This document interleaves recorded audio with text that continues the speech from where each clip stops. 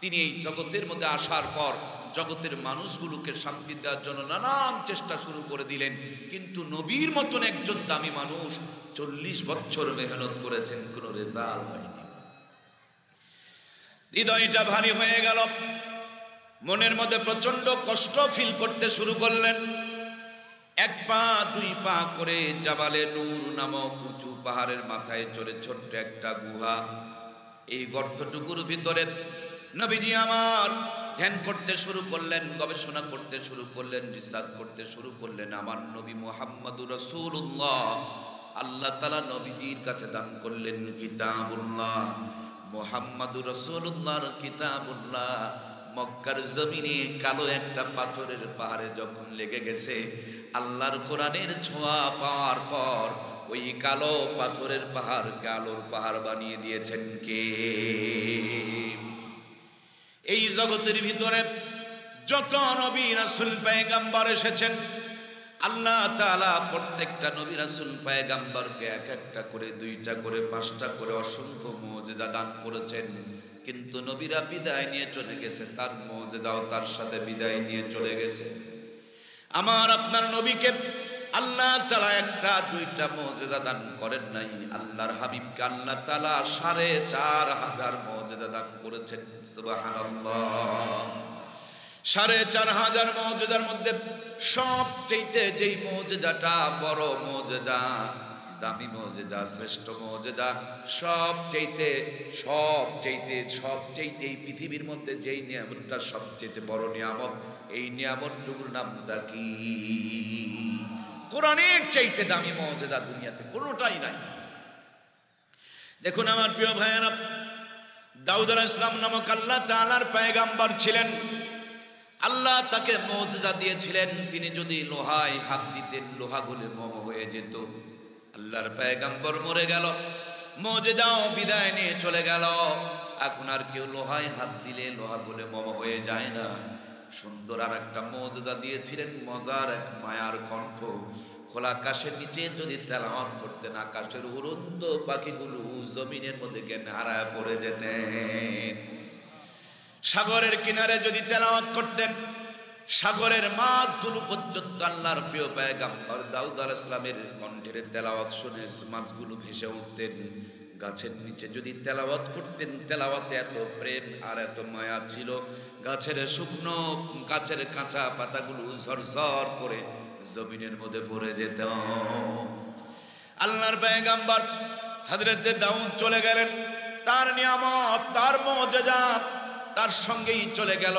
তার সন্তান হযরত সুলাইমান, একসাথে আল্লাহ তাআলা নবুয়ত এবং পয়গম্বরি দান করলেন। একসাথে আল্লাহ তাআলা তাকে বাদশাহী দিলেন, নবুয়ত দিলেন, দুনিয়ার সমস্ত মাখলুকাতের ভাষা বোঝার জন্য যোগ্যতা দান করলেন, বিশাল বড় সিংহাসন দান করলেন। পেট্রোল লাগে না, ডিজেল লাগে না, পাইলট লাগে না, এয়ারফোর্ট লাগে না, শুধুই মাত্র নিয়ত করে বিসমিল্লাহ বললেই যেন সিংহাসনটা চলতে শুরু করে দিত। পৃথিবীর এক প্রান্ত থেকে মুহূর্তের মধ্যে পৃথিবীর আর এক প্রান্তরে পৌঁছায় দিত। সুবহানাল্লাহ। আল্লাহর পয়গম্বর হযরত সুলাইমান বিদায় নিয়ে চলে গেলেন, আল্লাহর মুজিজাও তার সাথেই বিদায় নিয়ে চলে গেল। তখতে সুলাইমানি আর দুনিয়াতে খুঁজে পাওয়া যায় না। এই দুনিয়াতে মূসা আলাইহিস সালাম নামক আল্লাহর একজন জলিল কদর পয়গম্বর ছিলেন। আল্লাহ তাআলা তিনাকে একটা মুজিজার লাঠিও দান করেছিলেন।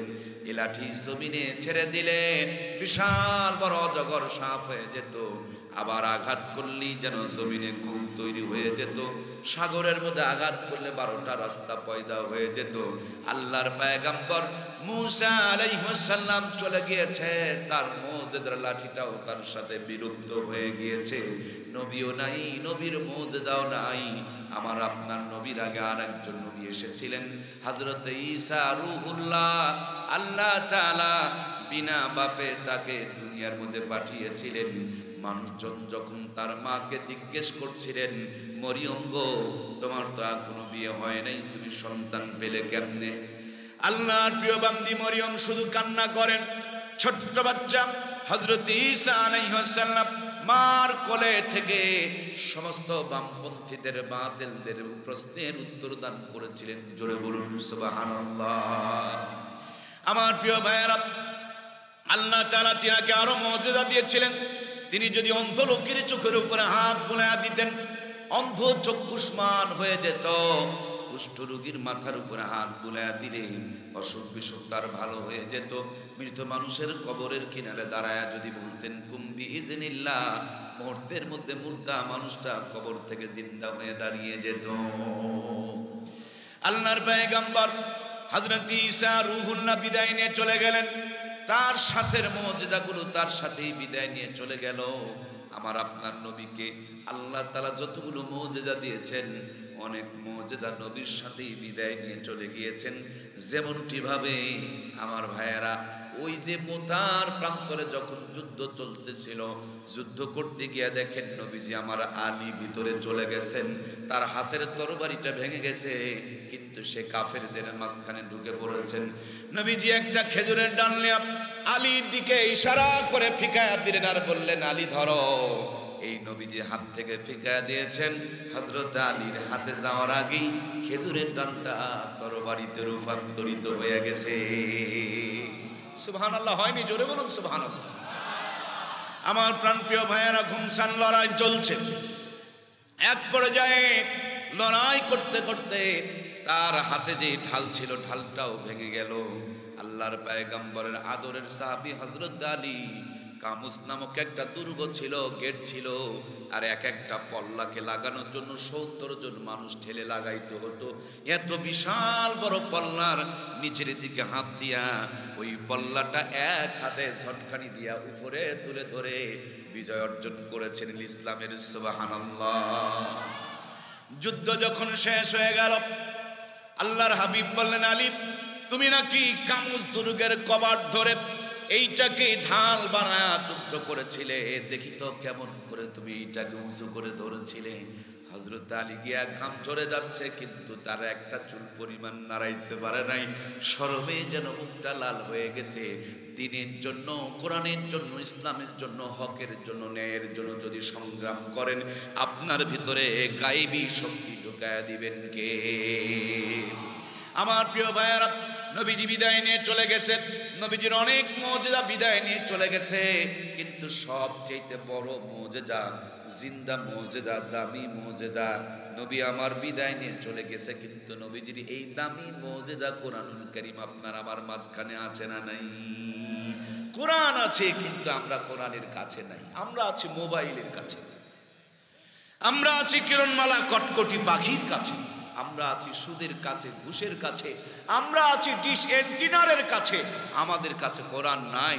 আমাদের বাড়িতে কোরআনের উপরে 2 আঙ্গুল ময়লা পড়ে যায়, আর রিমোট টিপতে টিপতে রিমোটের বাটন ক্ষয় ফেলে দেয়। কথা বলুন ঠিক কিনা? সম্মানিত প্রাণপ্রিয় ভাইয়েরা আমার, এই তো মাত্র 50 বছর আগে ফেলে আসা দিনগুলো একটা স্মরণ করেন, যখন আমার দেশে কারেন্টের আলো জ্বলতো না, রাস্তাপথের উন্নতি ছিল না, দেশটা ডিজিটাল ছিল না, আধুনিক ছিল না, অত্যাধুনিক ছিল না। আমার দেশ যখন স্মার্ট ছিল না, কিন্তু আমার দেশের মানুষের কাছে যখন কোরআন সুন্নাহ ছিল, ঘরে যখন নামাজ ছিল, মায়েদের মাথায় যখন কাপড় ছিল, রাত 8টা বেজে গেলে সার নামাজ পড়ে আমার আম্মা জানরা যখন কোরআন থেকে তেলাওয়াত করত, ভালো করে খবর নিয়ে দেখুন, তখন নানি দাদির বিয়ে হয়েছে। হাফ প্যান্ট পরা নানি দাদিকে নানু দাদুরা বিয়ে করেছে। তখনকার জামানার 500 টাকা পণ দিয়ে বিয়ে করেছে। ওই নানি দাদির পেটে 12টা 18টা সন্তান জন্মগ্রহণ করেছে। একটা নানি দাদিকেও কষায়খানা নিয়ে পেট চিরে বাচ্চা বের করতে হয় নাই। কথা বলুন ঠিক কিনা? এখন তো ডিজিটাল জামানা, সব চেয়ার মায়েদের দখলে চলে গেছে। দামি কোনো চেয়ার এখন ছেলেদের দখলে খুঁজে পাওয়া যায়। প্রধানমন্ত্রীটা ওনারা, বিরোধী দলেরটাও তিনারা। একটাই মাত্র বুড়া চাচা ছিল উত্তরবঙ্গের কৃতি সন্তান হুসাইন মোহাম্মদ এরশাদ চাচা। যেমনি চাচাই মরেছে, চাষি গিয়া নাঙ্গলের মুঠে খান ধরেছে। এখন দামি দামি 3খানি চেয়ার খালাম্মা, ফুবি আম্মার, চাচি আম্মারা দখল করে নিয়েছে। আমরা মাইয়া মার্কা পুরুষ, তার জন্য আমাদের কপালে দামি কোনো চেয়ার। মাইন্ড করলেন? মার্কা আছে? লেডিস নো জন্ডিস, সব চেয়ার খালাম্মাদের দখলে, চাচি আম্মাদের দখলে, ফুবি আম্মাদের দখলে। আমাদের দখলে কোনো কোরআনের দামি কোনো চেয়ার নাই, আমরা ঘুরে ফিরে ওই মেয়ে মানুষের প্রবে। মন খারাপ করলেন? যেই মানুষের, যে মেয়েটার স্বামী মারা যায়, সমাজে ওই মেয়েটার দাম থাকে না। কিন্তু আমাদের চেয়ারগুলো দেখেন তো, আমি একটু বোবা, বুঝতে পেরেছেন তো, কিছু বলতে পারি না, একটু বুঝে নি। দেখছেন তো, স্বামী মরে গেলে দাম থাকে না সমাজে, আর বাকিটুকু বলতে পারছি না। এটা ইতিহাস। আল্লাহর নবী বলেছেন যে জাতির নেতৃত্ব দিবে মহিলা, এটা হলো লানত-প্রাপ্ত জাতি। আপনি মিলায়া দেখুন, যেই পরিবারে মহিলার নেতৃত্ব চলে, ওই পরিবারে কোনোদিন শান্তি মিলে।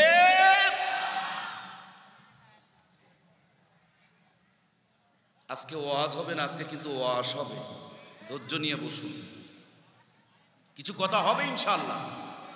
হক কথা শুনতে এসেছেন তো ইনশাআল্লাহ, বাকি কিছু বুঝে নিবেন। ছোট্ট বাচ্চারা পরীক্ষা দিতে গেলে কোশ্চেনে লেখা থাকে শূন্যস্থান পূরণ করে দেখাও। আমিও কিছু শূন্যস্থান রেখে দিব, এটুকু বোঝা যাবে তো ইনশাআল্লাহ, বোঝার মতন করে রাখবো ইনশাআল্লাহ। আমাদেরকে পুরুষের মতন পুরুষ হওয়ার তৌফিক দান করুক, বলুন আমিন। আল্লাহ তাআলা আমাদেরকে পুরুষ নেতৃত্ব দান করুক, জোরে বলুন আমিন। আল্লাহ তাআলা আমাদের সকলকে সব ধরনের কোরআন সুন্নাহর বাহির থেকে ভিতরে আসার তৌফিক এনায়েত করে দেখ, জোরে বলুন আমিন। আমার সম্মানিত প্রাণপ্রিয় ভাইয়েরা, কলিজার টুকরা দরদের ভাইয়েরা, আল্লাহর হাবিব সাল্লাল্লাহু আলাইহি ওয়াসাল্লাম কোরআনুল কারীম যখন পেলেন, তো পাথরের পাহাড়, কালো পাহাড়টা আলোর পাহাড় হয়ে গেল। সুবহানাল্লাহ। এই দুনিয়ার বুকে তাকিয়ে দেখুন, আজ থেকে 50 বছর আগে যখন আমার আপনার ঘরগুলোতে কোরআনের তেলাওয়াত হতো, মুখের মধ্যে সত্য কথা ছিল, মানুষগুলো হালাল খেত, ইসলামকে মেনে চলতো, কোরআন সুন্নাহর জীবন যাপন করত। মূর্খ নানু দাদুর দিকে চিন্তা করে দেখুন, ডাক্তার ছিল না, ডিসপেন্সারি ছিল না, ঔষধ ছিল না, অ্যান্টিবায়োটিক ছিল না, কিন্তু ভিতরে ঈমান ছিল, ভিতরে নবীর সুন্নত ছিল। অসুস্থ হয়েছে, গাছের থেকে নিমের পাতা পেরে নিয়ে 2 গ্লাস রস করে বসান দিয়েছে। ওই নিমের পাতা রস খেইয়া রংপুর চলে গেছে, সৈয়দপুর চলে গেছে, নীলফামারীতে চলে গেছে। সেই মূর্খ নানু আর দাদুরা 12টা সন্তান জন্ম দিয়েছে, 15টা সন্তান জন্ম দিয়েছে, 18টা সন্তান জন্ম দিয়েছে। মূর্খ নানু আর দাদু যদি নিমের পাতা রস খাইয়া 18 সন্তান জন্ম দিতে পারে, আমরা স্মার্ট যুবক হয়েছি, আমরা এখন অ্যান্টিবায়োটিক খাই, ওরা যদি 18 সন্তানের বাপ হইতে পারে, আমাদের 18 দুগুণে 36টা সন্তানের বাপ হওয়ার দরকার। কথা বলুন ঠিক কিনা? নন স্মার্ট নানু আর দাদুরা, নন স্মার্ট আমাদের মুরব্বীরা যদি 150 বছর বাঁচে, আমরা স্মার্ট মানুষ, আমাদেরকে 300 বছর বাঁচার দরকার আছে না নাই? বাঁচেন কি 300 বছর? উন্নতি বলে করলেন, ওয়াজ কি বুঝতেছেন? চলুন সামনের দিকে চলুন। আওয়ামী লীগ অনেক বড় দল, 2-1জন কম্বল চোর থাকতে পারে, বিএনপির মধ্যেও 2-1জন কম চোর থাকতে পারে। আমি কম্বল চোর গম চোরের হিসাব মিলাতে আসি নাই, আমি মিলাতে এসেছি আমার ঘরে, ভাঙা ঘরে যখন মাসকালার ডালের তেলানি হতো, একবারই তেলানি গোটা গ্রাম মোহিত করে ছেড়ে দিত। একদিন আতপ চালের বিরিয়ানি খেলে 2 দিন পর্যন্ত হাত থেকে সুগন্ধ বের হতো। একদিন মূর্খ নানি দাদির হাতে ইলিশ মাছ আর পান্তা ভাত খেলে 3 দিন পর্যন্ত হাত থেকে সুগন্ধ বের হতো। সেই নানি দাদির স্মৃতিচারণে পহেলা বৈশাখ উদযাপন করি আমরা। 6 টাকার কেজি ইলিশের মাছ 6000 টাকা দিয়া বরফ দিয়ে প্যাকেটিং করে একবারে নিয়ে আসতেছি আমরা। ভাঙা ঘরগুলোকে 10 তলা বিল্ডিং বানিয়েছি আমরা।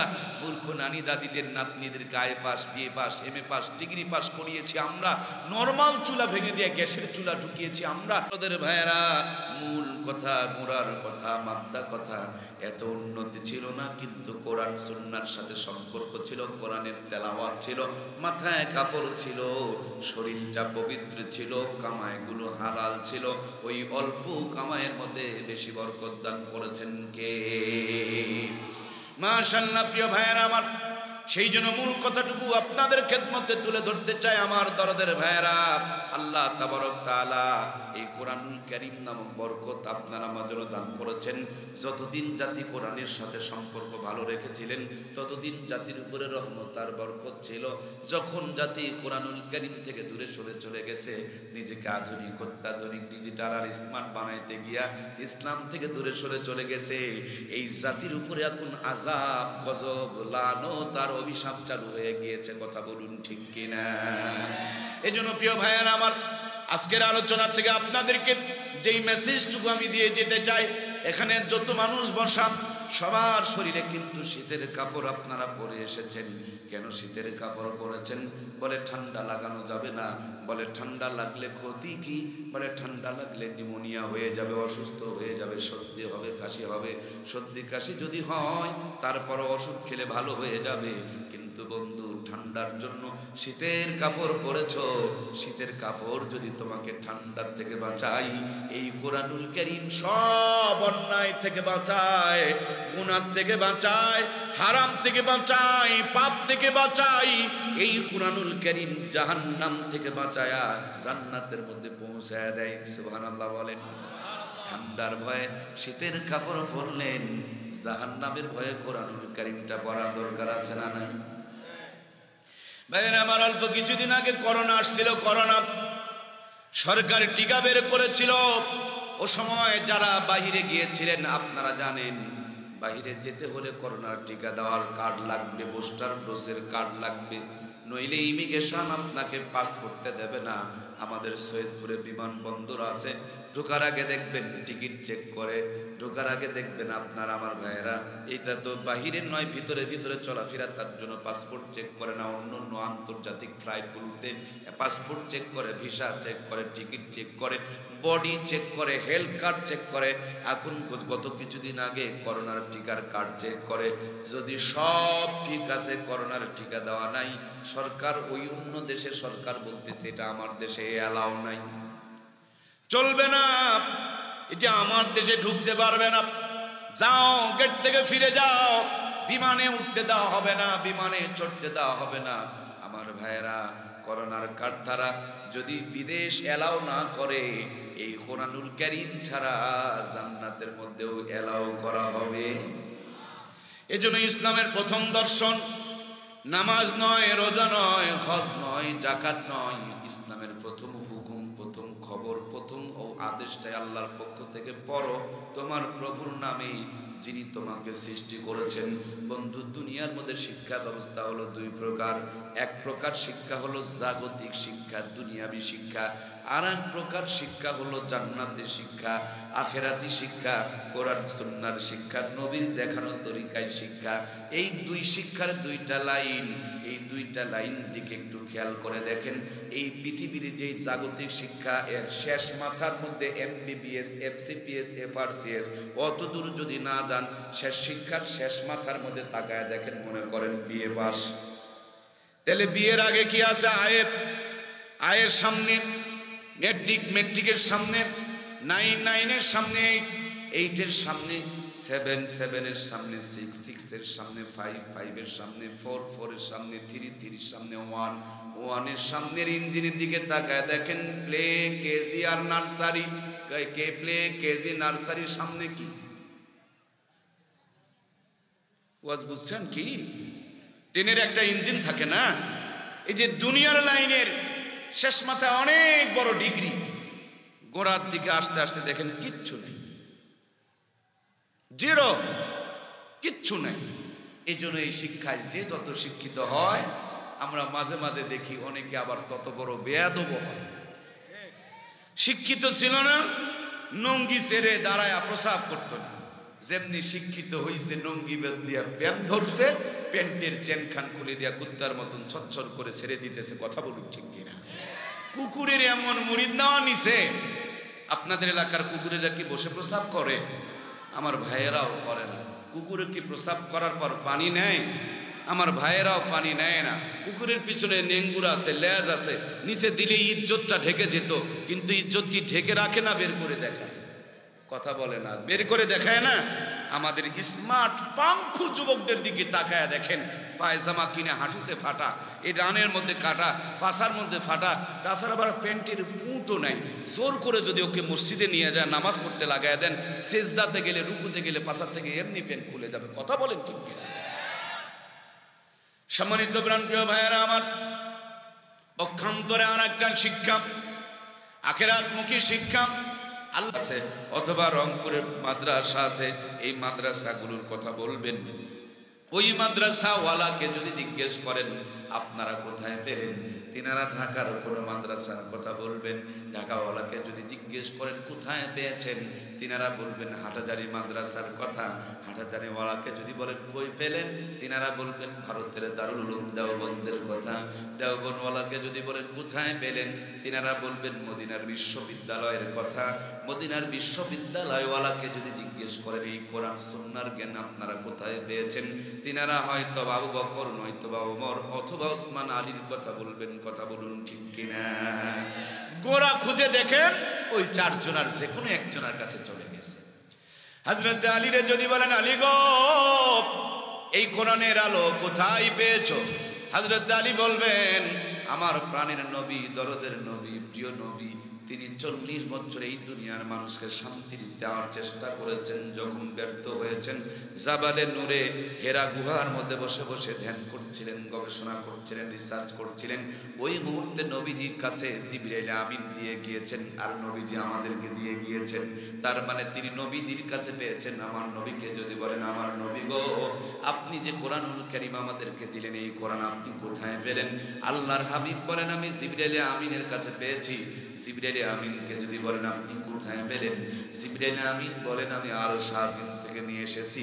আরশ আজিমকে যদি বলেন এই কোরআনুল কারীম আপনি কোথায় পেলেন, আরশ আজিম বলবেন আমি আমার রব্বুল ইজ্জাত ওয়াল জালাল ওয়াল কারাম, যার কিতাব, যার বাণী, যার কথা, সেই আল্লাহ তাআলা আমি আরশ আজিমকে এই কোরআনুল কারীম দিয়েছি। তার মানে এক মাথার মধ্যে এই 6 জন হাফেজে কোরআন, আর আরেক মাথার মধ্যে আমার আল্লাহ তাআলা পর্যন্ত ঠেকে গেছে। কথা বলুন ঠিক কিনা?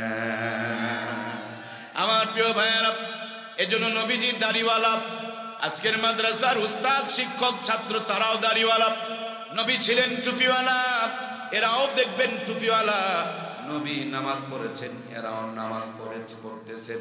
তার মানে এরা নবীর পক্ষের লোক, নবীর দলের লোক, নবীর মতাদর্শের লোক, নবীর সিলসিলার লোক, নবীর লাইনের লোক, নবীর ধারাবাহিকতার লোক।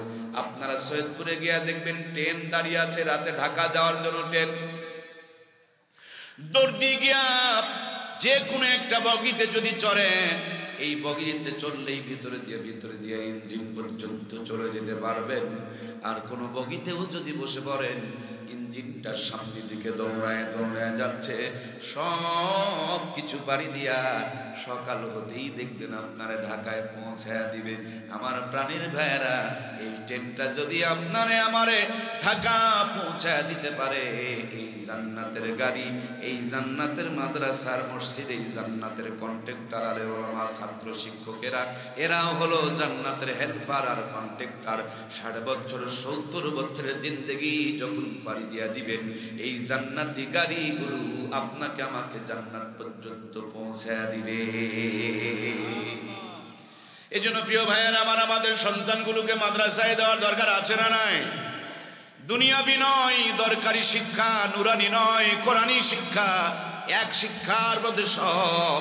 আমার প্রাণে ভাইয়েরা, এখন ভিটামিনও বের হইছে একের মধ্যে সব, বইও বের হইছে একের মধ্যে সব, তরকারি বের হইছে নিরামিষ। কি গো, সবকিছু দিয়ে একসাথে নিরামিষ। সেদিন যেন কোথায় মাছ খেলাম, একসাথে অনেক রকমের মাছ দিয়ে রান্না করেছে, রান্নাটাও বড় মজা হয়েছে। তার মানে নিরামিষ। মাদ্রাসাটা হলো নিরামিষ, একের মধ্যে সব। স্কুলে বাংলা পড়ায়, মাদ্রাসায় পড়ায় না। কি রে ভাই, কথা কইলেন না কে? স্কুলে ইংরেজি পড়ায়, মাদ্রাসায় তো পড়ায় না। স্কুলে অঙ্ক পড়ায়, মাদ্রাসায় পড়ায় না। তার মানে স্কুলে যা পড়ায় মাদ্রাসাতেও তা পড়ায়, কিন্তু মাদ্রাসাতে যতগুলো পড়ায় স্কুলে ততগুলো পড়ায়। স্কুলে শুধু দিনে পড়ায়, আর মাদ্রাসায় দিনেও পড়ায়। স্কুলে শুধু দুনিয়ারটা পড়ায়, মাদ্রাসায় দুনিয়ারটাও পড়ায়, আখিরাতেরটাও। এজন্যই নাস্তিকদের মাথা খারাপ হয়ে গেছে। ওদের মাথা খারাপ যত হয়েছে, কোরআনের জনপ্রিয়তা আল্লাহ তাআলা তত বাড়িয়ে দিয়েছে। সুবহানাল্লাহ। নোয়াখালী একটা জেলা আছে দক্ষিণ অঞ্চলে, নোয়াখালী নাম শুনেছেন? সরকারি স্কুল, বিল্ডিংওয়ালা স্কুল, কিন্তু ওই যে শরীফার গল্প থাকার কারণে বাচ্চা নাই। সুবহানাল্লাহ কয় না? ওয়ামাকারু ওয়ামাকারাল্লাহ ওয়াল্লাহু খায়রুল মাকিরিন। আল্লাহু আকবার। ওরা শরীফার গল্প দিয়া মুসলমানকে হিজড়া বানানোর জন্য মেয়েটা মনে মনে করলো আমি তো শরীফা ছিলাম, শরীফ হয়ে গেলাম, এখন ছেলে হোস্টেলে গিয়া থাকবো। ছেলেটা মনে করলো আমি শরীফ ছিলাম, শরীফা হয়ে গেলাম, মহিলা হোস্টেলে গিয়া থাকবো। মনে মনে যদি ছেলে মেয়ে হতে পারে আর মেয়ে যদি ছেলে হতে পারে, বিয়ে শাদী লাগবে না, সমানে গোটা দেশ চেনাবে, বিচার পাপে পড়ে যাবে। এই চক্রান্ত নিয়ে এই গল্প ঢুকানো হয়েছে। কথা বলুন ঠিক কিনা? কিছুদিন আগে আমাদের বইয়ের মধ্যে ঢুকে পড়ছিল মানুষ নাকি মানুষ ছিল না, মানুষ নাকি বানর ছিল। ভাইয়ের আমার, আপনাদের এলাকার বানরগুলো তো মানুষ হইছে। কয়টা হইছে? কত কলকি গাঁজা খেলে এরকম বলতে পারে? গাঁজার যদি ডেট থাকে, ডেটওয়ালা গাঁজা খেলেও এরকম আবল তাবল বলে না, মনে হয় এক্সপায়ার ডেট গাঁজা খাইছে। কথা বলুন ঠিক কিনা? আমার ভাইয়েরা, নতুন করে দেখি মুসলমানদের ধর্মীয় বইয়ের মধ্যে হিন্দুদের ছবি চলে আসছে। কেমনে আসলো? বলে ভুল করে চলে আসছে। মাশাআল্লাহ, ভুল করে চলে আসছে, ভালো কথা। তাহলে আমাদের ধর্মীয় নীতি নিয়মগুলো, আমাদের কিছু ছবি ওদের বইয়ে একটু ভুল করে ঢোকাও না, এইবার আর ভুল হয় না। কথা কি বোঝা যাচ্ছে? ভুল মেনেই নিলাম, ভুল করেই হয়ে গিয়েছে। ভাইয়ের আমার, ভুল করে বাংলা বইয়ের মধ্যে ইংরেজি ঢুকছে তো, ইংরেজি বইয়ের মধ্যে অঙ্ক কি ভুল করে ঢুকছে ছাত্র ভাইয়েরা? ও, ওই জায়গায় ভুল হয় না, এই জায়গাতে ভুল হয়। এই ভুলের মধ্যে ষড়যন্ত্র আর চক্রান্ত আছে না নাই? কিন্তু এই ভুল আর ষড়যন্ত্র চক্রান্ত দিয়ে জাতিকে যত কোরআন থেকে দূরে সরানোর চেষ্টা চলছে, জাতির ভিতরে তত কোরআনের জজবা পয়দা হয়ে যাচ্ছে। কথা বলুন ঠিক কিনা? আপনি জেনে অবাক হবেন, বাংলাদেশের বড় বড় জ্ঞানী গুণী শিক্ষিত মানুষেরা তারা তাদের ছেলেকে কোরআন পড়াচ্ছে। কেন কোরআন পড়াচ্ছে? এই জন্য, ভিতরে যদি সিনায় কোরআন থাকে, আমার ছেলে যদি বিড়ি টানতে চায়, কোরআনুল কারীম গিয়ে তার বিবেকে বাধা দিবে। কথা বলুন ঠিক কিনা? আমার সন্তানের মাথায় যদি কোরআন থাকে, আর আমাকে যদি আমার ছেলে লাথি মারতে চায়, কোরআনুল কারীম তাকে রেড সিগন্যাল দিয়ে স্মরণ করিয়ে দিবে। ওয়াকাদা রব্বুকা আল্লা তা'বুদু ইল্লা ইয়্যাহু ওয়া বিল ওয়ালিদাইনি ইহসানা। আল্লাহ তাআলা বলেন, আমি আল্লাহর ইবাদতের পর তোমাদের বাপ মার সাথে ভালো ব্যবহার করো। মাথায় যদি কোরআন থাকে, সন্তান কোনোদিন বাপ মাকে প্রহার করতে পারে? আমার প্রিয় ভাইয়েরা, আপনার ছেলেকে এখান থেকে যদি রংপুর যেতে হয়, ঠান্ডার মধ্যে শীতের কাপড় পরাইয়া দিবেন। বাবারে, শীতের পোশাক ছাড়া রংপুর যাওয়া যাবে না। বৃষ্টি দিনে যদি রংপুর যেতে চায়, সন্তানকে আপনি জ্যাকেট পরাইয়া দিবেন, বাবা রিংকোট পরাইয়া দিবেন। বাবা, বৃষ্টির মধ্যে ভিজে গেলে, ঠান্ডা লাগলে তুমি অসুস্থ হয়ে যাবা। বৃষ্টির দিনে রিংকোট পরিয়ে দিয়েছেন, আর শীতের দিনে জ্যাকেট পরিয়ে দিয়েছেন। কিন্তু এই সন্তান ডাক্তার হবে, মাস্টার হবে, ইঞ্জিনিয়ার হবে, প্রফেসর হবে, বিদেশে গিয়ে লেখাপড়া করবে। প্রত্যেকটা জায়গায় জায়গায় শয়তানের পক্ষ থেকে ওয়াসওয়াসা আছে, ধোঁকা আছে। বন্ধুরা কখন বিড়ি নিয়ে দাওয়াত দিবে, কখনো গাঁজা নিয়ে দাওয়াত দিবে, কখনো কলকি নিয়ে বসে বসে তাকে আনন্দ করার জন্য ডাকবে, কখনো আবার মেয়েরা আই লাভ ইউ বলে 14ই ফেব্রুয়ারিতে ফুল নিয়ে তাকে বিভ্রান্ত করার জন্য উলট পালট দিকে আহ্বান করবে। সিনার মধ্যে যদি কোরআন থাকে, ওই কোরআনুল কারীম তাকে গুনাহ থেকে বাঁচায়া দিবে, হারাম থেকে বাঁচায়া দিবে, জিনার থেকে বাঁচায়া দিবে, মদ থেকে বাঁচায়া দিবে, গাঁজার থেকে বাঁচায়া দিবে। এই জন্য আমার দেশে বর্তমানে নতুন করে গবেষণা করে পাওয়া গিয়েছে, যত সন্তান ভালো ভালো রেজাল্ট করেছে, এদের প্রত্যেকের গোড়ার সম্পর্ক আল্লাহর কোরআনের সাথে আছে। 100টা ছেলে যদি ভালো রেজাল্ট করে, এদের 80%-এর গোড়ার সম্পর্ক কোরআনের সাথে আছে। সুবহানাল্লাহ বলেন। এই জন্য নাস্তিকদের মাথা খারাপ। আমার প্রিয় ভাইয়েরা, সেজন্য বলছিলাম ও মুসলমান, আপনি আপনার সন্তানকে কোরআনের সাথে সম্পৃক্ত করায়া দিবেন। কেন আপনি কোরআনের সাথে সম্পৃক্ত করে দিবেন? আপনি কি জানেন এই কোরআনুল কারীম আরশে আজিমে ছিল। কোরআনুল কারীম রাখার কারণে আরশে আজিমের সম্মান বেড়ে গেছে। একজন ফেরেশতা নিয়ে এসেছেন, তার জন্য তিনি ফেরেশতার সর্দার হয়ে গিয়েছেন। এক নবীর উপরে নাজিল হয়েছেন, তিনি নবী কুল শিরোমণি হয়ে গিয়েছেন। একটি পাথরের পাহাড়ে নাজিল হয়েছে, ওই পাথরের পাহাড়কে আলোর পাহাড় জাবালে নূর আমার আল্লাহ তাআলা বানিয়ে দিয়েছেন। এই কোরআনুল কারীম একটি মোবারক মাস রমজান মাসে নাজিল হয়েছে। রমজান মাসকে আল্লাহ তাআলা 11 মাসের মধ্যে দামি বানিয়ে দিয়েছেন। 70 থেকে 700 গুণ পর্যন্ত তার মর্যাদা বাড়িয়ে দিয়েছেন।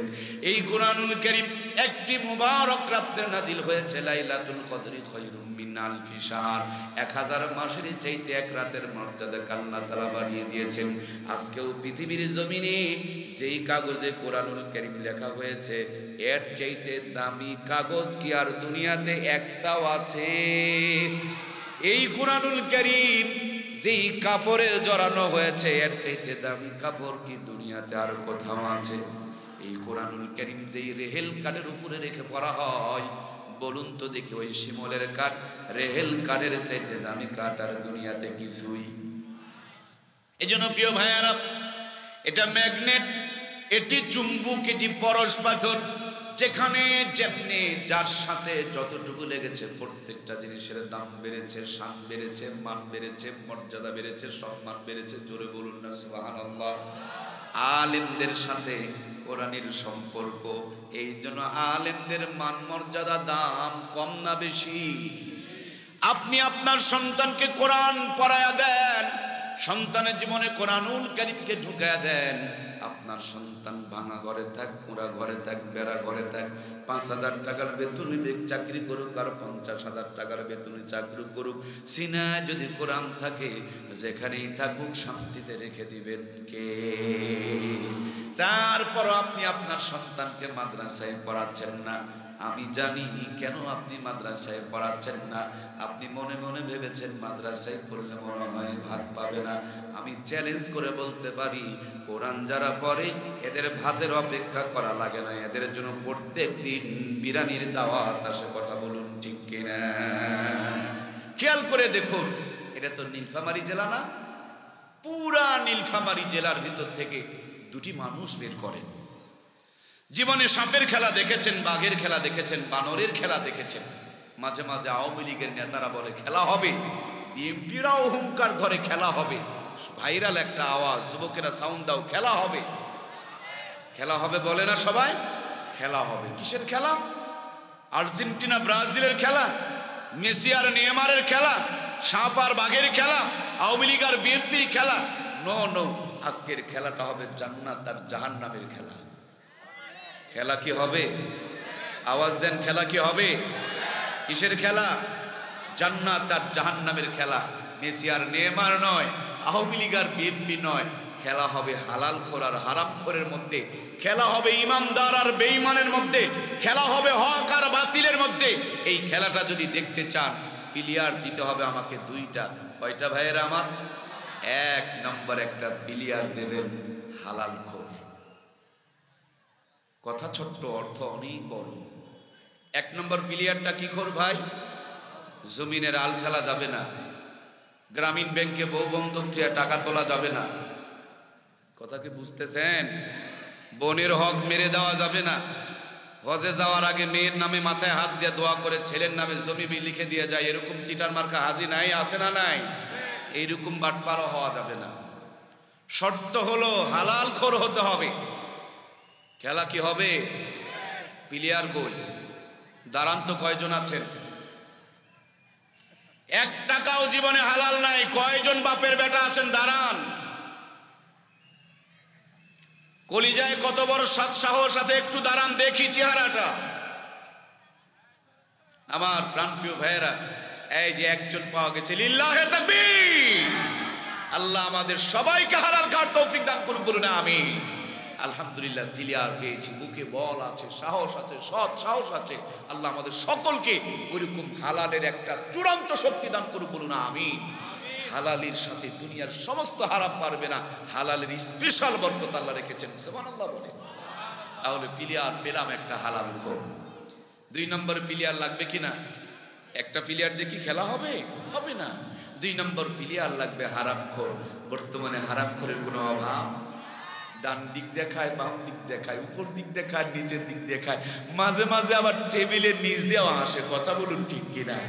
ঘটক সাহেব ছেলের বিয়ের ঘটটালি করতেছে, বলে বেতন পায় 1.5 লাখ, উপরে কামায় 6 লাখ। কোথাকার কামায়? মানে জিবরাইল দেয়া যায়। কথা বুঝেনি গো? কি কামায়? উপরা কামায়। মেয়ের বাবা 3 বার হজ করছে। কয়বার? এখন বেতন 1.5 লাখ, উপরা কামায় 6 লাখ। হাজি সাহেব 3 বারের হাজি, পরিষ্কার বুঝে ফেলেছে এটা হারামখোর। বুঝতে কি বাকি আছে নাকি? 6 লাখ টাকা এটা কি হালাল না হারাম? উপরা কামাইটা কি জিবরাইল দেয়া যায়? এটা বাটপাড়ি করে জনগণের টাকা চুরি করে খায়। 3 বারের হাজি উপরা কামাইয়ের কথা শুনে নিজের মেয়েকে হারাম করে হাতে তুলে দেয়। উনি জামাইয়ের হাতে দেয়নি, উনি টাকার হাতে দিয়েছেন। কথা বলেন ঠিক কিনা? ছেলের বয়স বেশি, গাল ভিতরে ঢুকে গেছে। ছেলে দেখে পছন্দ হয়নি, কিন্তু ছেলের চকচকা বিল্ডিং। কি গো চলতেছে না এখন? ওই যে কি জানো বুড়াটার নাম কি? মুস্তাক আর তিশা। জানো না? মানে মুস্তাক তিশার ঘটনা জানো না? কি 62 বছরের এক বুড়া মানুষকে 18 বছরের এক মেয়ে বিয়ে করে কি নাটক টানা শুরু করে দিয়েছে। আল্লাহ তাআলা জাতির দুর্ভিক্ষ চলছে, আমাদেরকে হেফাজত করুক, বলুন আমিন। কত বড় কুরুচি ঢুকে গেছে। বিয়ে করেছো ভালো কথা, কিন্তু এভাবে নাটক করা ইসলাম কোনো রাইট নাই। কথা বলুন ঠিক কিনা? আমার সম্মানিত প্রাণপ্রিয় ভাইয়ারা, আজ আমাদের ভিতরে এই নাটকগুলো ঢুকে পড়েছে। আল্লাহ তাআলা হেফাজত করুক, বলুন আমিন। আলোচনা করছিলাম, ওই আল্লাহর বান্দার গাল ভিতরে ঢুকে গেছে। মেয়েকে এসে বাবা ওয়াজ করতেছে, মা একটু চাকরিজীবী প্রতিষ্ঠিত ছেলে নিলে পারে বয়স হবে। মা আবার চিন্তা করে বাবার পছন্দ হয়েছে, এজন্য বিয়ে হয়ে গেল। কিন্তু এই বেচারির বয়স এখন 45 বছর। তার মানে মোবাইল টিপতে টিপতে তার যৌবনের চার্জ গুলো শেষ হয়ে গেছে। বউকে খুশি করার জন্য বউ যা বলে ছেলেটা তা করে। বউ বলে গ্রামের বাড়িতে থাকবো না, বলে ঠিক আছে ঠিক আছে। বউ বলে শহরে চলো, বলে ওটাও ঠিক আছে। বউ বলে 6 লাখ টাকা দিয়ে একটা আইফোন কিনে নিয়ে আসে দা লাগবে, বলে সেটাও ঠিক আছে। আমার ঘরে বউ বলে অন্য ঘরে ঘুমাবো, বলে সেটাও ঠিক আছে। এমন একটা যন্ত্রণা, পাওয়াও যায় না শোয়াও যায়। মাঝে মাঝে স্টক করে বিছানায় পড়ে থাকে। আমার প্রাণের ভাইয়েরা, আমি বলছিলাম 1 নম্বর প্লেয়ার লাগবে একটা হালাল খোর। বর্তমানে এর বড় আকাল চলছে, অভাব চলছে। আর 2 নম্বর প্লেয়ার লাগবে হারাম খোর। বর্তমানে হারাম খোর দিয়া ঘর চাওয়া যাবে। কথা বলুন ঠিক কিনা? নরমাল পাবলিক তো খায়। আমার নওগাঁ জেলার কথা বলছি ভাই, আপনাদের এলাকার কথা নয়। অনেক নেতা এমনও আছে, রড খায়, সিমেন্ট খায়, ইট খায়, বালু খায়, খোয়া খায়, পাথর খায়, টিন খায়। সরকারি যদি একটা পায়খানা আসে, টয়লেট, তার মানে বাথরুম, এটারও কোনো ছাড়। এত খাওয়া খাই। তবু আপনাদের এলাকার গুলো বাদ দিয়ে বলছি, আমার এলাকার কথা বলছি। আমার প্রিয় ভাইয়েরা, এত খাওয়া খায়, খেতে খেতে সারের ভুঁড়ি বড় হয়ে গেছে। এখন সারের আগেই সারের ভুঁড়ি চলে যায়। দেখে মনে হয় 6 কেজি চালের ভাত খায়, কিন্তু ভালো করে খবর নিয়ে দেখেন মাত্র 2টা রুটি। এটুকু হজম করার মতন ক্ষমতা যারা খায় করে, তারা খাইতে পারে না। আর ইমাম আলেম ওলামাদের দিকে তাকা দেখুন না। ছোট্ট একটা গ্রামেও যদি ইমামতি করে, 30 দিন 30 বাড়িতে 30 রকম হাতে আর 30 রকম স্বাদে, একেবারে যদি গরিব মানুষের বাড়িতে হয়, তাও এত মজা করে আলু ভর্তা ডিম ভাজি বানায়া পাঠায়া দেয়। এক আলু ভাজি দিয়া ডিম ভর্তা দিয়া 3 প্লেট বসানো যায়। কথা বলুন ঠিক কিনা? আর আমি যতটুকু শুনেছি, আমার ভাইজানের কাছ থেকে এলাকার মানুষরা আলেমরে বড় মহব্বত করে। এলাকার খবর শুনেছি, আপনারা আলেম দরদি মানুষ, ইসলাম দরদি মানুষ। এই এলাকার খবর খবর যদি হয়, হাটের দিন বাড়িতে আপনার ঘুমানোর ক্ষমতা নাই, বাড়িয়ালি ব্যাগটা হাতে ধরায় দেয়া জলদি করে বাজারে পাঠায় দিবে, বলে আগে ভাগে যাও, না হলে গরুর গোস্ত ভালোটা পাওয়া যাবে না। খালি গোস্তই কিনিও না, একটু মুরগি দেশে পাওয়া গেলে নিও, আর মাছ যদি পাওয়া যায় তাইলে তো আরো ভালো। অনেক দিন থেকে ইলিশ মাছ নিয়ে আসা হয় নাই, ইমামের ওসিলা করে যদি একটু ইলিশ নিতে পারো তাইলে আরো অনেক সুন্দর হয়। বাজেট দিয়েছে 35 আইটেম, আল্লাহর বান্দা বাজার করেছে 45 আইটেম, যত্ন করে রান্না করেছে। ইমামা বড় চালাক মাল, চিন্তা করে আমি যদি একা গিয়া ঠ্যাং চাবাই, বউ তো পাতিল না লটর ফটর করবে, এই জন্য টিফিন বক্স পাঠায় দেয়, এক টিফিন বাটির ভিতরে 3-4 আইটেমের তরকারি ঢুকায় দেয়। এবার চিন্তা করে বড় কি কোনো টিফিন বক্স পাওয়া যায় না, বাজারে গিয়া দোকানদারকে জিজ্ঞেস করে, ভাই বড় কি কোনো টিফিন বক্স নাই? দোকানদার বলে ডিজিটাল জামানা, অসম্ভব বলতে কোনো কিছুই না, এখন 12 তলা 14 তলা পর্যন্ত টিফিন বক্স পাওয়া যায়। ইমাম বলে আমার মুসল্লিরা বড় ভালো, আমার জন্য সবচেয়ে বড় টিফিন বক্সটা বরাদ্দ করেন, জলদি করে আমার সামনে হাজির করেন। উনি 12 তলা টিফিন বক্স কিনে নিয়ে বাড়িতে আসছেন, ভাবি 14 আইটেমের তরকারি রান্না করে অপেক্ষায় রয়েছেন। 12 তলা 12 আইটেম দিয়া ভর্তি, এখনো পর্যন্ত 2 আইটেম বাকি। প্লাস্টিকের বাটিতে করে সুন্দর করে সাজায় দিয়েছে। একজনের খাবার 3 থেকে 4 জন পর্যন্ত খায়। বাজারেও যাওয়া লাগে না, রান্নাও করা লাগে না, টাকাও খরচ হয় না। যাদেরকে ভেবেছিলেন ভাত পাবে না, এদের একজনের খাবার 4 জন খেয়েও শেষ হয় না। কথা বলুন ঠিক কিনা? আর যদি আমাদের মতন একটু মোল্লা বানাইতে পারে, বুঝতেছেন তো? কালকে 2 জায়গায় ঠ্যাং চাবাইছে। কয় জায়গা? নওগাঁ 2 জায়গায়, তার আগের দিন আপনাদের ঠাকুরগাঁ 2 জায়গা, আজকে আপনাদের নীলফামারী, আগামীকাল হিলি, তারপরে যাব ভোলা মাছের কাঁটা চাপানোর জন্য। ভোলার পরের দিন মাশাআল্লাহ ও যেন চাঁদপুর, তারপরের দিন নোয়াখালী, ঘোরাঘুরি চলছে। এবছর খেতে না খেতে আগামী বছরে 100টা সিরিয়াল হয়েছে। মানুষে কয় হুজুররা দাওয়াত দেয় না। আরে বাবা দাওয়াত দিব কখন রে বাবা? দাওয়াত তো খেয়ে শেষ হয় না। কথা বুঝতেছেন না? এবছর না খেতেই আগামী বছরে 100টা জড়ো হয়েছে। এখন দাওয়াতটা দিবেন কখন? পাবলিক ভাবছিল যে এরা ভাত পাবে না, আর আমাদের ভাত কেন বিরিয়ানি খেয়েও শেষ হয় না। কথা বলেন ঠিক কিনা? আমার সাথে যদি আজকে 10টা মানুষ আসতো, বলুন অভাব কি আপনাদের হতো? হতো না। ভাইয়ের আমার, প্রধানমন্ত্রী এলাকায় গিয়েছিলাম, কানস মাছ শিং মাছ কিনছে, এত মোটা মোটা, 1 কেজি শিং মাছের দাম 5700 টাকা, 5700 টাকা 1 কেজি শিং মাছ। গিয়েছিলাম কক্সবাজার, সাগরের মাছ, ভুনা মাছ, শুটকি মাছ, মাছেরই আইটেম প্রায় 50টা। বুঝতেছেন কিছু?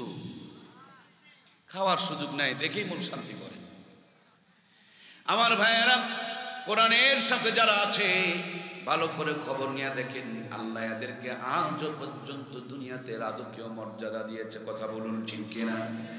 আমার মোহতারাম আজমল ভাই বাড়ির থেকে বের হয়ে রিক্সায় চলছে, বাজারে যাওয়ার পর পকেটে হাত ভরছে, রিক্সাওয়ালা হাতটা চিপে ধরে বলে, হুজুর আমি বড় মহব্বত করি আপনারে, আমার সন্তান আপনার মাদ্রাসায় পড়েছে, আপনি করেনটা কি? আপনি আমার রিক্সার ভাড়া দিতে চান? দেখবেন রিক্সাওয়ালা ভাড়া নেয় না। চিন্তা করে একটু গলাটা সুমসুম করতেছে, একটু চা খাইতে যায়। উনি চেয়ারে বসতেই দোকানদার চার আগেই মিষ্টি সামনে পাঠায় দিছে, বলে বড় হুজুর আসছে।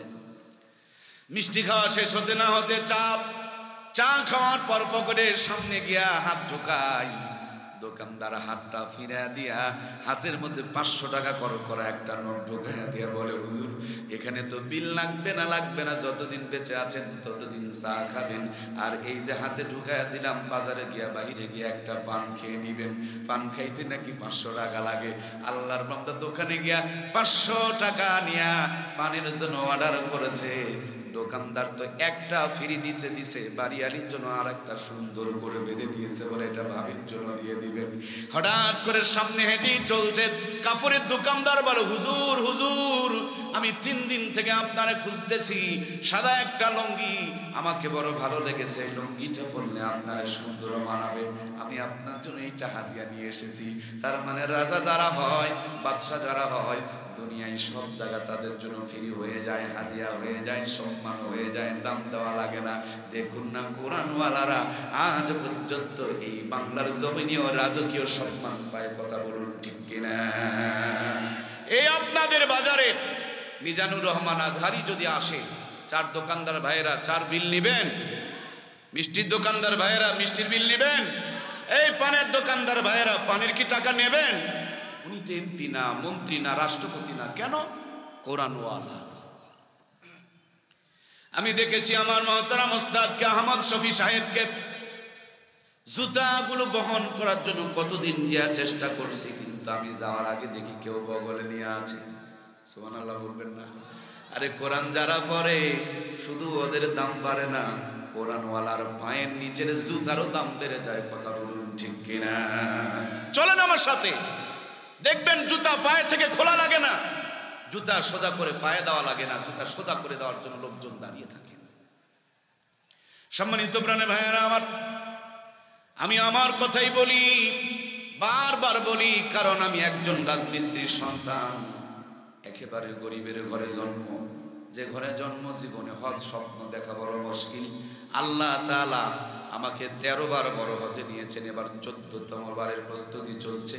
শতাধিক বার উমরা করিয়েছেন, কম করে হলো 1000 বার বিমানে চড়েছি, যেখানে বিমান আমার গ্রামের অনেকেই চোখ দিয়ে দেখে নাই, কিন্তু কম করে হলো 1000 বার চড়েছি। আপনি 1000 বিমান কিনতে পারেন, নিজের টাকা দিয়ে আপনারে কিনতে হবে। আর আমি কোরআনের সাথে থাকার কারণে এই 1000 বারের ভিতরে জীবনে একটা বারও নিজের টাকায় কোনোদিন টিকিট কাটি নাই। এটাই কোরআনের ইজ্জত আর সম্মান। সম্মানিত প্রাণপ্রিয় ভাইয়েরা আমার, পক্ষান্তরে মুচারু তাসারু আর মাদারু গাজারু সুদারু ঘুষারুর দিকে তাকায় দেখেন, টাকা পয়সার কোনো অভাব নাই, কিন্তু জিন্দগিতে শান্তি।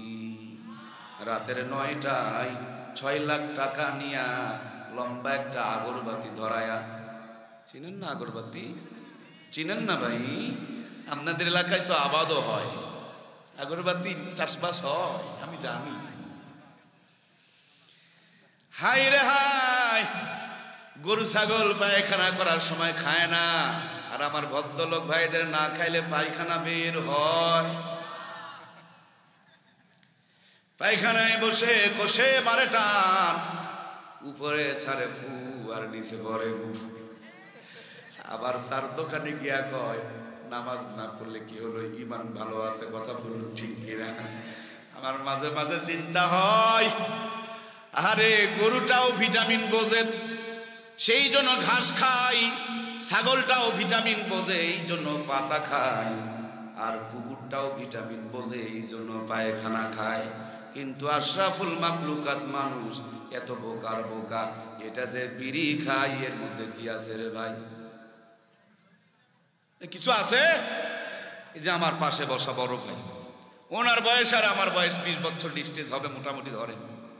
তো আমার যদি 35 হয়, ভাইয়ের ধরেন 50 বছর, 15 বছর কিংবা 20 বছরের পার্থক্য। একসাথে আমরা খাবার খেয়েছি, যে খাবারটা খেয়েছে আমার শরীর নিবে এটা 60%, ওনার শরীর নিবে 40%। উনি আর আমি একসাথে বসে পায়খানা করব, ওনার পায়খানার মধ্যে ভিটামিন চলে যাবে 60%, আমার পায়খানার সাথে ভিটামিন চলে যাবে 40%। এই জন্য একই পাতিলের ভাত দাদাও খায়, নাতিও খায়, দাদা বুড়া হয়, নাতি জোয়ান হয়, বোঝেন না? এই জন্য খাবার একই খাবার, কিন্তু বয়স অনুযায়ী শরীর অ্যাবজর্ব করতে পারে, শরীর এটা নিতে পারে। আমার প্রিয় ভাইয়েরা, কুত্তায় চিন্তা করছে যে গরুর গোশতের দাম বেড়ে গেছে 700 টাকা কেজি। এরপরে পাবলিক যেই পরিমাণে হাড্ডি চাবায়, কিছু রাখে নাকি? কিচ্ছু রাখে না। কুত্তায় চিন্তা করছে এই কনকনা শীতে আমাকে তো কেউ ল্যাব দিবে না, খেতা দেবে না, তাইলে আমার একটু পুষ্টির দরকার, ভিটামিন দরকার। হাজী সাহেব পায়খানা করে রেখেছে, কুত্তা গিয়ে ওটাই ঘর ঘর করে চাবাইতেছে, মানে ভিটামিনের আশায় চাবাইতেছে। আর আমার ভাইয়েরা টয়লেটে ঢুকে ফো ফো করে ধোঁয়া ছাড়তেছে, তার মানে কুকুরের চাইতেও এদের আক্কেল বিবেক কমে গেছে, কথা বলুন ঠিক কিনা?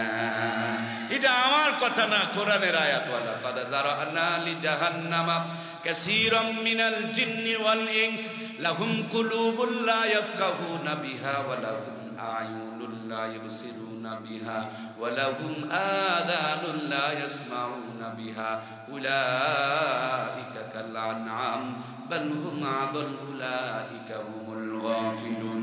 আল্লাহ বলেন আমি অনেক সংখ্যক জিন আর ইনসানকে জাহান্নামের মধ্যে দেব। তাদেরকে বিবেক দিয়েছিলাম, চোখ দিয়েছিলাম, কান দিয়েছিলাম, বোঝার পরে বোঝে নাই, দেখার পরে দেখে নাই, শোনার পরে শোনে নাই।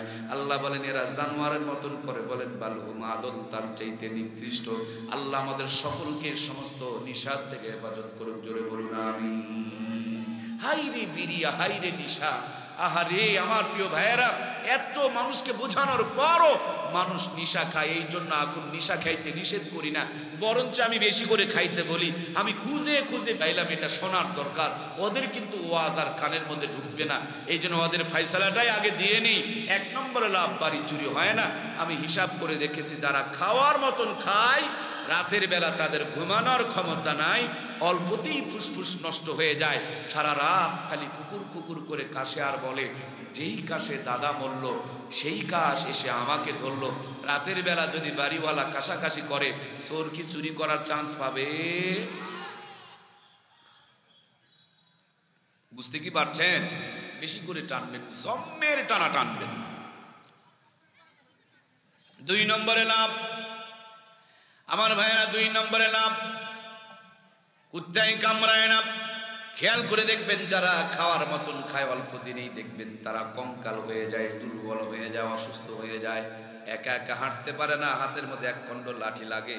এই লাঠি নিয়ে যখন হাঁটা চলাফেরা করে, কুত্তায় যদি দেখতে পায় হাতের মধ্যে তার লাঠি আছে, আগের থেকে দূর দিয়া দৌড়ে চলে যায়। তাওই বলে 1.5 কিলোমিটার দূরে থাকে, ধারে কাছেই ভিলে না। কামড়ানো তো দূরের কথা, কথা বলুন ঠিক কিনা? 3 নম্বরে লাভ, আমি খেয়াল করে দেখেছি, হিসাব করে পেয়েছি, জানাজার নামাজও পড়িয়েছি। খাওয়ার মতন যারা খায়, বেশি দিন কিন্তু তাদের লাস্টিং 25 থেকে 30 বছরের মাথায় তারা দুনিয়ায় থেকে চলে যায়, কথা বলুন ঠিক কিনা? এই বাংলার জমিনে যত অপরাধ হয়, এর বেশিরভাগ অপরাধ কিন্তু এই নিশার টাকা জোগাড় করার জন্য হয়। নিশার টাকার জন্য মেয়েরা ইজ্জত পর্যন্ত নষ্ট করে দেয়। আমি দেখেছি শরীর থেকে রক্ত বের করে, রক্ত বিক্রি করে সেই টাকা দিয়া পর্যন্ত নিশা কিনে কিনে খায়। মাকে জায়নামাজ থেকে ফেলে দিয়া, পাপ থেকে জায়নামাজ তুলে নিয়া সেইটা বিক্রি করে পর্যন্ত নিশা কিনে কিনে খায়। এটা এমন একটা যন্ত্রণা, কও যায় না, সও যায় না। অনেক পরিবার ধুকে ধুকে তছনছ হয়ে যাইতেছে, কথা বলুন ঠিক কিনা? এই জন্য প্রিয় ভাইয়েরা আমার, সব নিশা থেকে এই জাতিকে দূরে থাকতে হবে। আমার প্রাণে ভাইয়েরা, রাতের 9টায় 6 লাখ টাকা নিয়া লম্বা একটা আগরবাতি টানতে টানতে বাড়িতে যায়। মুখের মধ্যে সালাম নাই, গেটের মধ্যে কলিং বেল লাগাইছে, তাও সাউন্ড দিয়েছে কুত্তার আওয়াজ। 6 তলায় থাকে, নিচতলায় এসে ফকিরের কলিং বেলে চাপ দেয়। উপর থেকে নেমে ভিক্ষা দিতে বড় বিরক্ত লাগে, এই জন্য সাউন্ড দিছে কুত্তার আওয়াজ। যখনই কেউ কলিং বেলে চাপ দেয়, ভুক ভুক শব্দ হয়। ফকিরে কয় ভিক্ষা লাগবে না বাবা, তোর কুত্তার সামলা। জিন্দগিতে 6 নম্বর কলিং বেলে আর চাপ দেয় না। আল্লাহর বান্দা বিড়ি টানে আর কলিং বেলে চাপ মারে। ভাবি সাহেবা রাতের 8:30টা বেজে গিয়েছে, উনি এখন কিরণ মালা কটকটি আর পাখির সিরিয়াল দেখে। স্বামী ঢুকলো না, ছাগল ঢুকলো, দেখার মতন টাইম নাই। কাজের মেয়েকে হুকুম করে, যাও তো দেখো গেটের মধ্যে কে এসেছে। কাজের মেয়ে গিয়ে দেখেন স্যার এসেছে, দরজাটা খুলে দিয়েছে। নিজের ঘরে ঢুকে পড়েছে, কিন্তু বউ তার কোনো খবর নেয় না, নিজের কাপড় চোপড় নিজে খুলে। আমার প্রিয় ভাইয়েরা, পেটের মধ্যে ক্ষুধার যন্ত্রণা, ডায়াবেটিস নীল হয়ে যাবে, কিন্তু বইয়ের হাতে রান্না তার কপালে জোটে না। কাজের মেয়ে নাক পরিষ্কার করেছে, সেই হাতে রুটি বানায় রেখে দিয়েছে। আল্লাহর বান্দা ক্ষুধার যন্ত্রণা নিয়ে খেতে বসেছে, কিন্তু মনের মধ্যে দাউ দাউ করে অশান্তির আগুন জ্বলতেছে। খাবার যেন পেটেই ঢুকতে চায় না। নরম রুটি খাসির গরম কলিজা দিয়া ল্যাপটা ল্যাপটা জোর করে করে মুখের মধ্যে ঢুকায়। পেটে ঢুকতে দেরি যুদ্ধ বেঁধে যায়, তখন গ্যাসের বড়ির এবার সার্জেল ঢুকায়া পেটের মারামারি আর গুতাগুতি বন্ধ করা লাগে, কথা বলুন ঠিক কিনা? আমি দেখেছি খাট কিনেছে 77 লাখ। একটা খাটের দাম মাত্র 77 লাখ। কত? টয়লেট বানিয়েছে 75 লাখ, বাথরুম পায়খানা ৭৫ লাখ টাকা খরচ করে বানাইছে, আমি দেখেছি। আমার ভাইয়েরা, এক ঘরের মধ্যে ডেকোরেশন করেছেন ১.৫ কোটি। কত? ১.৫ কোটি টাকায় ডেকোরেশন। কিন্তু ওই ঘরে শান্তি। স্বামী এক ঘরে ঘুমায়, বউ আর এক ঘরে ঘুমায়। বউকে ওয়াইফাই লাগিয়ে দিয়েছে, ৭ লাখ টাকার বিদেশ থেকে আইফোন কিনে দিয়েছে, কিন্তু কিরিং কিরিং করে খালি পরক্রিয়ার সেটিং করে। কথা কয় না রে, কওয়াও যায় না, শোয়াও যায় না। এই জন্য বেশিরভাগ বৃদ্ধদের চাইতে, মুরব্বীদের চাইতে বেশিরভাগ যুবকেরা বর্তমানে হার্ট স্ট্রোক করতেছে। কথা বলুন ঠিক কিনা? আমার প্রাণপ্রিয় ভাইয়েরা, এদিকে গরিবের ঘরের খবর নিয়ে দেখো, রাতের ৯টায় ১৫০ টাকার বাজারে নিয়ে ইমাম সাহেব বাড়িতে যায়। ভাবি সাহেব আলু ভর্তার ভাত একসাথে রান্না করে নিয়ে ভাইজানের জন্য অপেক্ষায়। গেটের মধ্যে গিয়ে সালাম দেয়, আসসালামু আলাইকুম ওয়া রাহমাতুল্লাহ। ভিতর থেকে উত্তর আসে, ওয়া আলাইকুম সালাম ওয়া রাহমাতুল্লাহি ওয়া বারাকাতুহু ওয়া মাগফিরাতুহু ওয়া জান্নাতুহু। তারপরও কিছু নগদ, কিছু বাকি, কিছু অ্যাডভান্স, কিছু অগ্রিম, কিছু আরো কিছু বেশি কিছু। মানে স্বামী বাড়িতে আসছে, আগেই যেন মনটা আনন্দে ভরে গেছে। দরজাটা খুলে দিয়া বাঁকা ঠোঁটের এমন একটা মুচকি হাসি মেরে দিয়েছে, ঘরে ঢোকার আগেই যেন আল্লাহর বান্দার সব দুঃখ কষ্ট বিদায় নিয়ে চলে গেছে। হাত থেকে ব্যাগটা নিয়া ভাঙা ঘরে বসতে দিয়া স্বামী স্ত্রী দুইজন মিলে আলু ভর্তা বানায়া একই প্লেটে খেতে বসেছেন। বিবি স্বামীর মুখে তুলে দেয়, স্বামী বিবির মুখে তুলে দেয়। ভালোবাসার মানুষ যদি আলু ভর্তার ভাত মুখের মধ্যে তুলে দেয়, ওই আলু ভর্তার ভিতরে জান্নাতের স্বাদ ঢুকায়া দিবেন কে? আমার প্রিয় ভাইয়েরা, এক প্লেটে দুইজন খায়। খাইতে খাইতে মুখের মধ্যে একটা মরিচ পড়ে গেছে।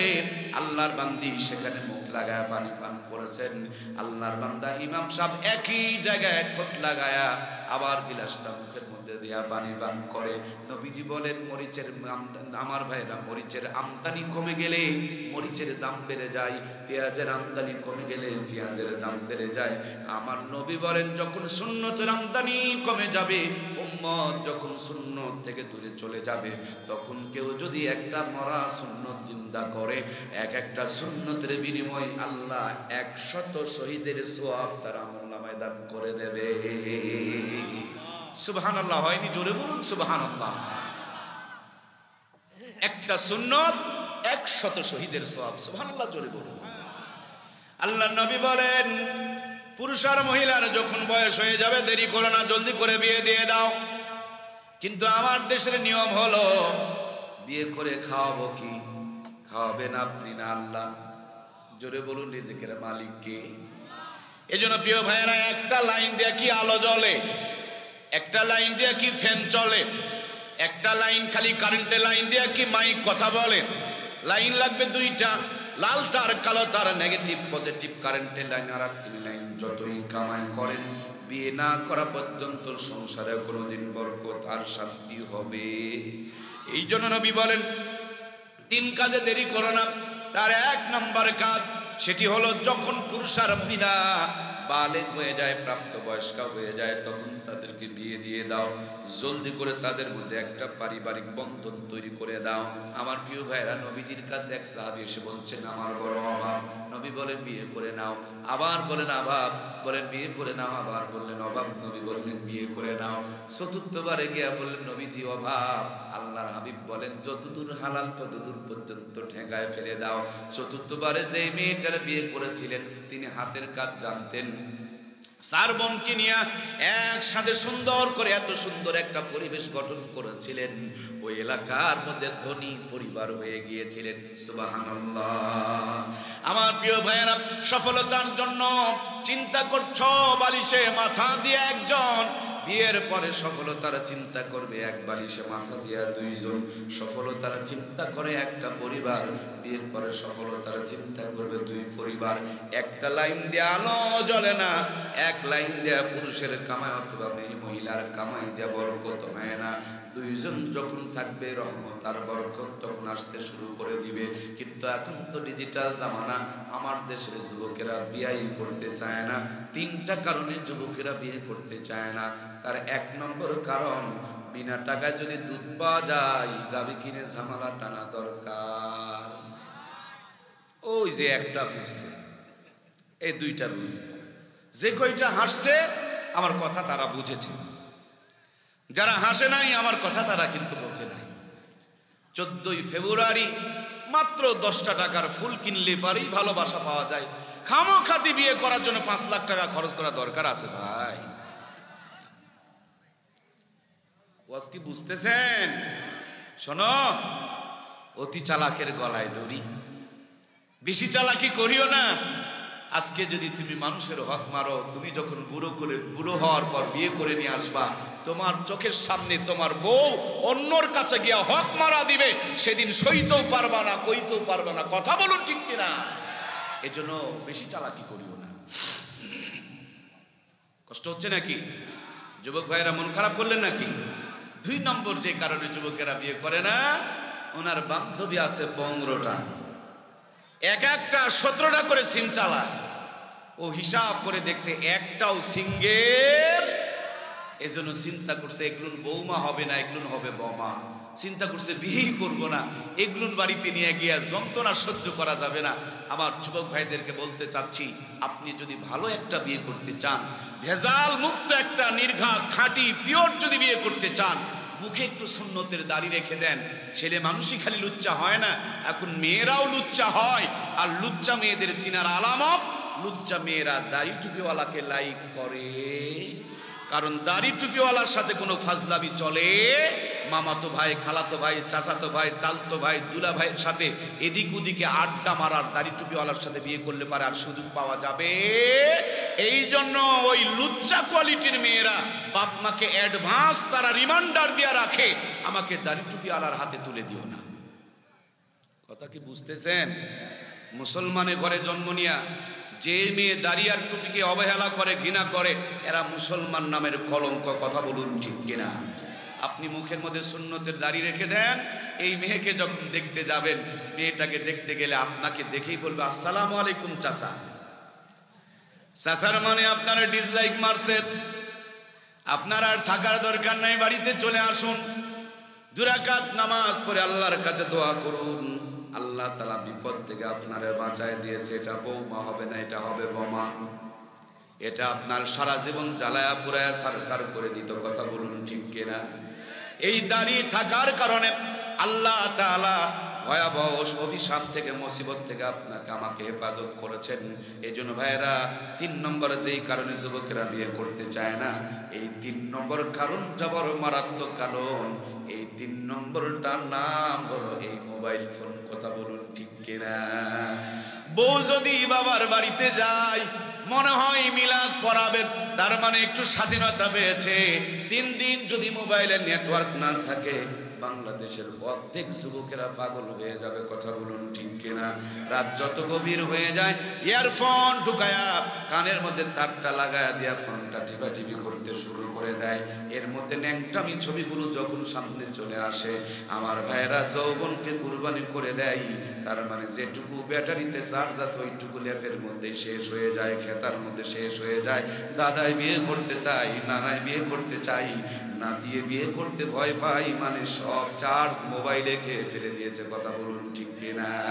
ও আল্লাহ, আল্লাহ রে, এ কোন দুনিয়ায় পাঠাইলা আমারে? এই জামানার মানুষগুলোর মানুষ নাহি বলে, গরু ঘোড়া হার মানায়া হাইনার মতো চলে।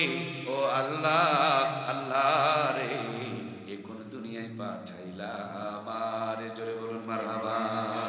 এজন্য প্রাণপ্রিয় ভাইয়েরা আমার, সব জায়গায় আপনাকে ইসলাম মেনে চলতে হবে। কিন্তু বর্তমান ডিজিটাল জামানা, আমার দেশের দিকে তাকায় দেখুন প্রাণের ভাইয়েরা আমার, মরার আগ পর্যন্ত নাস্তিকের মতন জীবন যাপন করে, আর মরার পরে কাপড় চোপড় খুলে ধুইয়া সুন্দর করে গোসল দিয়া আলেমদের ঘরে চড়িয়া বিসমিল্লাহি ওয়ালা মিল্লাতে রাসূলুল্লাহ বলে জান্নাতের রাস্তা ধরে। কথা বলুন ঠিক কিনা?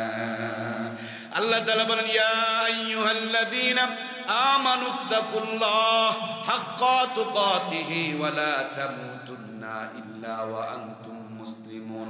আল্লাহ বলেন, আমি আল্লাহরে ভয় করো। ভয় করার মতন যত আকাম কুকাম চলছে, আল্লাহর ভয় যদি থাকতো, বলুন তো দেখি আকাম কুকাম গুলো কি আমরা করতে পারতাম? আমরা যখন বিড়ি টানি তখন কি আমার রব দেখে না? জমিনে ডাল ঠেলার সময় কি দেখে না? কটকটি যখন আমার মা বোনকে আমরা কিনে দেই তখন কি আমার আল্লাহ তাআলা দেখে কি দেখে না? আমার প্রিয় ভাইয়েরা, সব জায়গায় আল্লাহ তাআলা দেখে। এজন্য আল্লাহর ভয় 16 আনা যদি হৃদয়ে পয়দা হয়ে যায়, ওই মানুষটার দ্বারা কোনো অন্যায় হতে পারে না। 2 নম্বর কথা হলো আল্লাহ তাআলা বলেন মরার আগেই পরিপূর্ণ মুমিন হয়ে যাও। মরার পরে মুমিন হয়ে কোনো লাভ হবে না। কিন্তু আমার দেশের দিকে তাকায় দেখুন, মায়েরা আমার মরার আগ পর্যন্ত ফিরন মালা কটকটি আর বাকি হয়ে থাকে। যখনই মরে যায় সুন্দর করে গোসল দিয়া, কাফনের 5টা কাপড় পরায়া, চকলেট মুড়ি দিয়া, রাবেয়ায়ে বসরিয়ায়ে বাঙালিয়া বানায়। ওয়াজ কি বোঝা যায়? আগে কটকটি আর পরে রাবিয়া বসরি। বুঝতেছেন কি? মরার আগ পর্যন্ত সব দেখায় আর মরার পরে ঢেকে জান্নাতে চলে যায়। মরার আগ পর্যন্ত ইসলামের সাথে কোনো সম্পর্ক নাই, আর মরার পরে ইসলাম ছাড়া তার ভিতরে কিচ্ছুই নাই, সব ইসলামী নিয়মে চলছে, কিন্তু মরার আগে ইসলাম মানে না। আমার প্রিয় ভাইয়েরা, সেজন্য বিনয়ের সঙ্গে যে আহ্বানটুকু আপনাদের কাছে বলতে চাই, পরিবর্তন হতে হবে মরার আগে, মরার পরে হয়ে কোনো লাভ। সেই পরিবর্তন আনার জন্য, হওয়ার জন্য সর্বপ্রথম যেই নিয়ামতটার নাম দরকার তার নাম হলো কোরআন। কোরআন যদি জীবনে থাকে দুনিয়া আখিরাত পরিবর্তন হয়ে যাবে, সব জায়গাতে রহমত বরকত দিবে। শুধুই দুনিয়াতে নয়, মরার পর আল্লাহ তাআলা এই কোরআনুল কারীমের ওসিলা করে আপনার আমার কবরকেও জান্নাতের টুকরা বানিয়ে দিবে। আমার ভাইয়েরা, অল্প কিছুদিন আগে বন্যা হয়েছিল, আমরা কুড়িগ্রাম গিয়েছিলাম ত্রাণ দেওয়ার জন্য। আসার সময় ধরলা নদীর ব্রিজ পার হব, এমন সময় জনগণ বললেন এখানে ঘুঘু মুন্সির কবর আছে। দেখার জন্য গেলাম, দেখলাম এক মাদ্রাসার মাঝখানে ঘুঘু মুন্সির কবর দেওয়া আছে। মুরব্বীদেরকে জিজ্ঞেস করলাম আর ইতিহাস কি? মুরব্বীরা বললেন এই বেচারি চরমনার মুরিদ ছিলেন, তিনি যখন কোরআনুল কারীম তেলাওয়াত করতেন মাথাটা ঝুঁকাইতেন আর কোরআনুল কারীম তেলাওয়াত করে করে পড়তেন, সুন্দর করে করে পড়তেন, সুর দিয়া দিয়া পড়তেন। এজন্য বন্ধুরা তাকে ঘুঘু মুন্সি বলে বলে ডাকতেন। আল্লাহর বান্দা বিদায় নিয়ে চলে গেছে, ধরলা নদীর কিনারে তার কবর দেওয়া হয়েছে। 32 বছর পর নদীর ভাঙন এসে যখন কবরটা ভাঙতে শুরু করে দিয়েছে, গ্রামের রাখালেরা দেখার পর লোকজনকে খবর দিয়েছে যে নদীর ভাঙনে একটা কবর ভাঙতে শুরু করে দিয়েছে। রাখালদের কথা শুনে লোকজন গিয়া কবর থেকে লাশটা তুলেছে। লাশটা তোলার পর মুখের থেকে কাফনের কাপড়টা সরায়া দেখে 32 বছর পূর্বেকার একজন কোরআন আলার লাশ। 32 বছর পর মুখ থেকে কাফনের কাপড়টা সরায়া দেখে একটা পশমও নড়ে নাই, নষ্ট হয় নাই। আমি নিজের চোখে ফেসবুকের মধ্যে দেখেছি, চেহারাটা কি সুন্দর সাদা ফর্সা লাল টকটকে একজন মানুষ, দাড়িগুলো সাদা হয়ে গিয়েছে, চোখগুলো একটু খালের মধ্যে ঢুকে গিয়েছে। আমার আল্লাহর প্রিয় বান্দা 32 বছর পর পর্যন্ত তার লাশটা টসটসা আর তরুতাজা হয়ে গেছে। জোরে বলুন সুবহানাল্লাহ। দক্ষিণ অঞ্চলের একটা জেলা আছে, তার নাম হলো ভোলা। সেখানে একটা ঘাট আছে, এই ঘাটটার নাম হচ্ছে ইলিশা ঘাট। ইলিশা ঘাটের কিনারে একজন হাফিজ কোরআনকে 18 বছর আগে মাটি দেওয়া হয়েছে। রাস্তা প্রসার করতে গিয়া, সম্প্রসারণ করতে গিয়া যখন রাস্তা ঘুরেছে, ঘুরতে গিয়া দেখে একটা টাটকা লাশ বের হয়ে এসেছে। লাশটার মুখ থেকে কাফনের কাপড় সরায়া দেখে 18 বছর আগে একজন হাফিজে কোরআন বিদায় নিয়ে কবরে চলে গেছে। আজ পর্যন্ত কবরের ভিতরে তার লাশটা অক্ষত রয়ে গেছে। সুবহানাল্লাহ। আমার প্রিয় ভাইয়েরা, অল্প কিছুদিন আগে মদিনা শরীফকে সম্প্রসারণ করা হচ্ছিল। আশপাশের পাহাড়গুলোকে, ছোট ছোট পাহাড়গুলোকে ভেঙে ভেঙে সমান করা হচ্ছিল। হঠাৎ করে ক্র্যাঙ্কের মাথায় রক্ত ফিনকি দিয়া বের হলো। ক্র্যাঙ্কের যিনি চালক ক্র্যাঙ্ক থেকে নেমে আসলেন, কোথা থেকে রক্ত বের হচ্ছে তার সন্ধান করতে গিয়া দেখে একজন সাহাবী